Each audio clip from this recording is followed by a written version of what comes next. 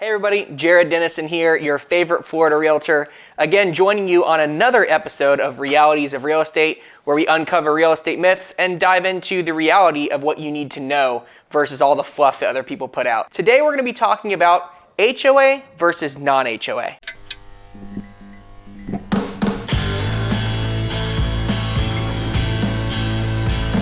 If you're like me, the first thing you hear when you hear HOA is money, right? You think, oh my gosh, like if I join an HOA, it's gonna cost me extra money. Like that's so much extra stuff I have to factor into my daily and weekly and monthly budget to make sure I can afford a home. Don't get too caught up yet. Today, we're gonna be talking about how HOAs can in some ways benefit you, or based on your personality and your preference type, they might harm you. The main things I wanna get across today are the positives and the pros and cons of each one so that you can make the best choice for yourself, your family, and your home. Let's start with HOA.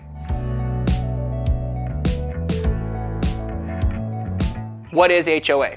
Homeowners Association. Now, a lot of people would gloss over that, but the fact is, HOA does mean the homeowners are a member of the association. That means you do get a say. So even when you're considering the fact that there's an HOA in place and you're wondering, oh my gosh, like, what if the cost goes up exponentially, or what if they raise rates every single year? Consider the fact that you would also be a part and a voice in whether or not the rate gets raised. I think a lot of realtors and even a lot of homeowners fail to consider the fact that you are a member of the HOA, and therefore you have a voice of whether or not the rates get raised year over year or even every few years. Now, that being said, how do HOAs help with a property? For one, an HOA is a deed restriction that limits or restricts the way that you can use your property. At first, that sounds like a negative. However, it can be a positive. Why? Well, this prevents things like having a neighbor with random car parts strewn throughout their lawn, or painting their color with an electric yellow, where that might not be a standard color in the neighborhood. Or it could even come down to maintaining the lawn or the shrubbery to make sure that the home has a certain appeal or look to it. All of these things will help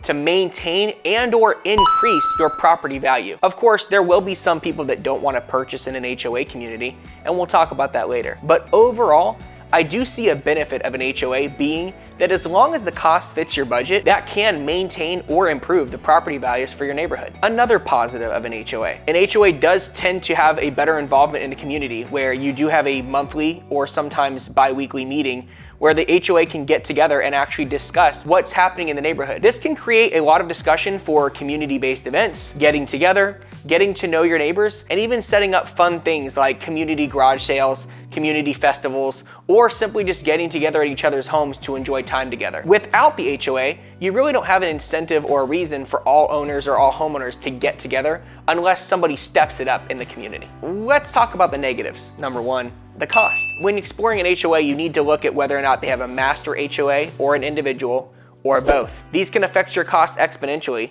and the more memberships there are, the more complicated it could become. The other negative associated with that, of course, is the lack of control. If you enter in and it's one price, you know that eventually it could go up. That being said, remember what I talked about in the beginning, where you do have a voice versus just being at the leisure of whatever everybody wants, because you are a part of the association. However, if you're the kind of person that just doesn't want to spend extra money on the benefit of a group of people instead of your own property, then perhaps an HOA isn't for you. Another negative. It is a deed restriction. That means that someone does have a say on what you can and cannot do with your property. For a lot of property owning Americans, this is a huge concern. This means that they can tell you what you can and cannot do with your property, and for some, that's an immediate major turnoff. If you're the kind of person that does not want to get rid of any of your liberties to be able to help the other people around you, or because you simply don't want anybody to tell you what to do with your property, then an HOA certainly isn't for you, and we can still try to find you in a community or a home in a community that promotes general well-being and general, niceness of the property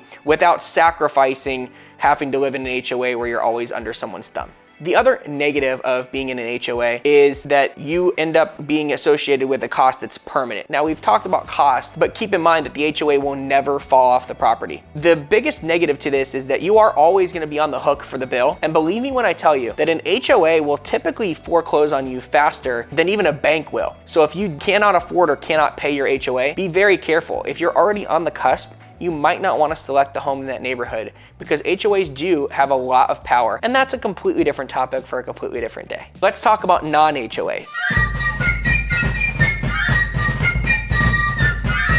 If you're in a non-HOA, the number one benefit is that you don't have anybody that can tell you what to do or what you can't do with your property. That being said, that can be a huge benefit for homeowners. This means that if you want to go ahead and put up a fence, you usually can. Or if you want to paint your home whatever color you want or multiple colors, you usually can. Or if you want to let your yard grow for a little bit longer because you don't necessarily need to make sure your neighbors look amazing compared to yours, you don't necessarily have to get it done that week. You can wait another week or two. That being said, there are some negatives associated with that, which we'll get to later in the video. Another positive of a non-HOA. Yes, we already talked about the customizable features of being able to do with your home what you want, but that needs to be expounded upon, because this means that you can make modifications, major modifications to your home with considering city and county municipal, laws, and really continue to upgrade that home over time. So if you're the kind of person that wants to stay in one place, one community, or one neighborhood for a really long time, this can be a great option for you, because typically a non-HOA is going to allow you the ability to expand or grow or change that home as many times over as you want, whereas an HOA community might not allow you to continue to expand or change that home for the years to come. Negatives of a non-HOA. We alluded to it at the beginning, but there is a theory called broken windows theory. This means that the concept being,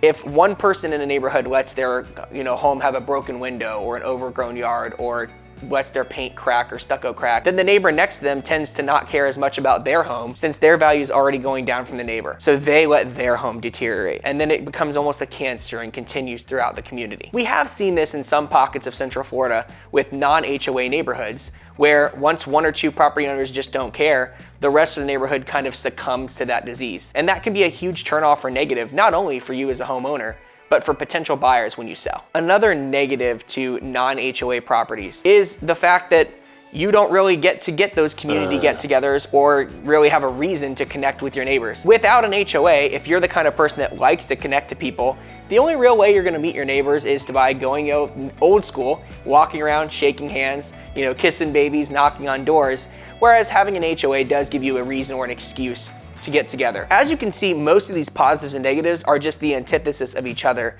and it really comes down to what you want for your property and what you really want your lifestyle to be like. Overall, I would say that my opinion on HOAs is that it really comes down to the individual. I am technically in favor of them because I do, from a real estate perspective, appreciate the fact that HOA communities tend to hold their value over time at a better rate than a non-HOA area. Now, that doesn't mean that that stands true all the time, nor do I think you should get into a home with an HOA that's way over your budget just for the sake of the amenities. However, in non-HOA communities, I also am a fan because it does allow you, as a veteran myself and a property-owning American, the right to do with what you want to do. Keep in mind, though, that you still need to stick within the county and municipal regulations, so that can be a bit tedious. In any case, whether you're looking for non-HOA or an HOA home, myself and the people I'm connected with can easily find you the correct home at the correct price for your needs and your desires.